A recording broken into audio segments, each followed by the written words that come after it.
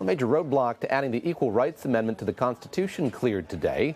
The House of Representatives voted to eliminate a deadline for states to ratify the ERA. Congress originally passed the amendment back in the 1970s, but it required 3/4 of states to ratify it by 1982. The Commonwealth of Virginia became the 38th state just last month. Human rights attorney Kate Kelly joins me now from Washington. Kate, I just mentioned the ERA passed Congress back in the 1970s, still not part of the U.S. Constitution. Help us understand the magnitude of what happened today. How big a milestone is this vote? So there hasn't been a vote on the Equal Rights Amendment since 1978, when they extended the original deadline from 1979 to 1982. So the deadline has been this big hurdle, but really the idea is that Congress put the deadline in, they extended it once, and now they can eliminate it. So today the House voted and extended that deadline, eliminated that hurdle, and now we can move forward, get that passed in the Senate, and get the ERA into the Constitution once and for all. Remind us what the amendment promises to do here, the Equal Rights Amendment promising to outlaw sexual discrimination. How exactly would it do that? Yeah, so the ERA is very simple. It's just 24 words in its main clause, and what it purports to do is ban discrimination on the basis of sex. That's not in the Constitution. The people who wrote the Constitution left women out. So this is really just fixing that original founding mistake, putting women in the Constitution, and it bans it changes the sort of standard for sex discrimination. So when a woman takes a case to the court and says that she was discriminated on the basis of sex, right now she gets sort of a lower judicial review, or what's called scrutiny.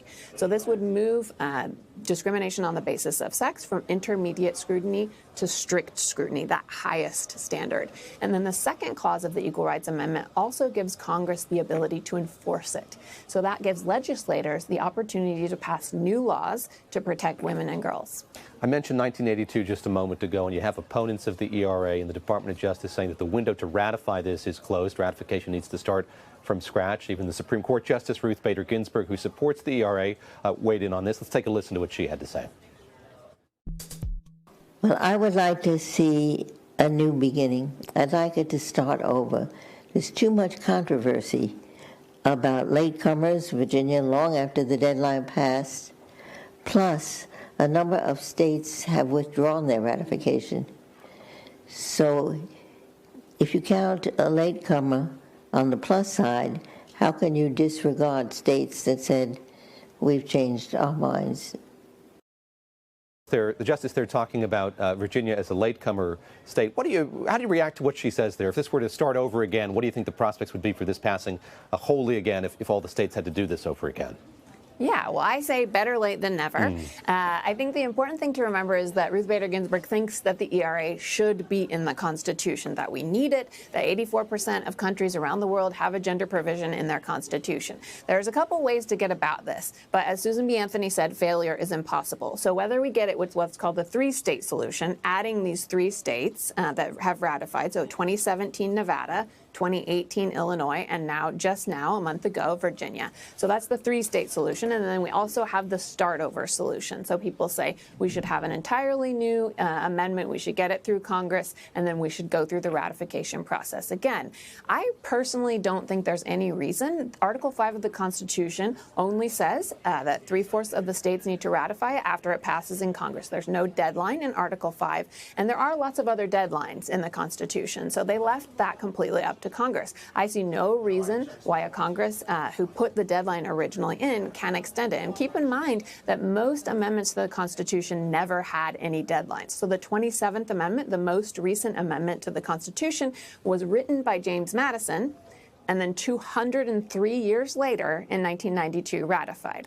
So if 200 years is not too long, then I certainly don't think 50 years is too long. Kate, very quickly here, how much has the debate changed over the life of this thing? Not too long ago, I remember being in college, and the now late Phyllis Schlafly came to my university to lecture on this. She, of course, opposed this from the get-go, and she had been fighting it vociferously ever since. I didn't sense that her argument against it had changed all that much. What's the debate been like in these intervening decades?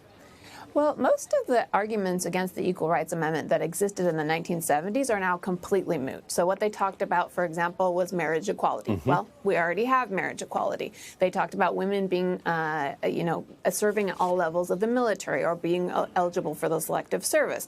Well, the Pentagon has already recommended that women be eligible for the selective service, and also a federal judge has already said that a sex-selective draft would be unconstitutional already, even without the Equal Rights Amendment. So a lot of these original scare tactics and boogeyman type arguments are now completely dead. There is some focus on reproductive rights and then a little bit of argument, cultural arguments that exist about trans folks and trans inclusion. But you know what? What we want is our most basic human rights to be protected. There is a perfect place for that in the Constitution. What we need is fundamental constitutional rights, and these old arguments are dead. They won't stop us any longer. Kate Kelly, thank you very much. Kate Kelly joining me today from Washington. Thanks for having me.